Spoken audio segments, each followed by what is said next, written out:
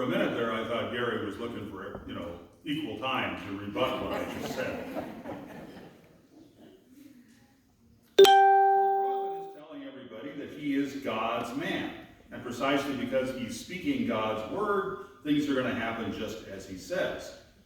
He says to Israel, to the people of Judah returned from exile, your fortunes will be reversed completely, and everything will turn around for you.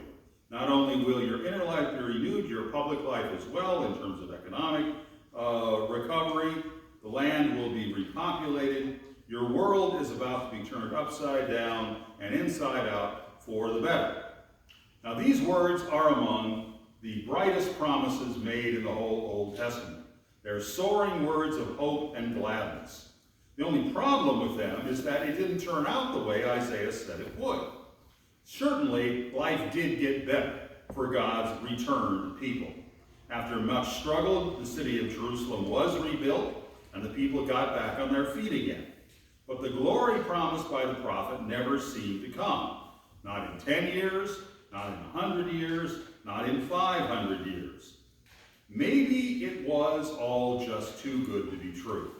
Maybe the prophet promised more than he could deliver, as salesmen sometimes are wont to do. Maybe, just maybe, we might say God had promised too much as well. This isn't just a problem for a bunch of people long since dead in a faraway land. It's our problem too, a problem for us 21st century Christians. For Jesus chose these very words from Isaiah as his first sermon. He read them to his home congregation in the town of Nazareth and then said, all of these things are coming true right now because of me. In me, this is all going to be true.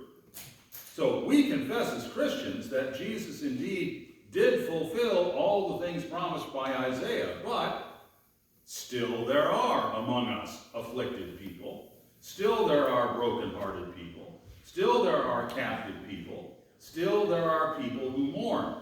I mean, we still face a pandemic, don't we? We face all kinds of difficult questions that we have to try and answer. Maybe we have to side with Isaiah's listeners of 2,500 years ago and conclude that God's promises of a glorious future are just too good to be true.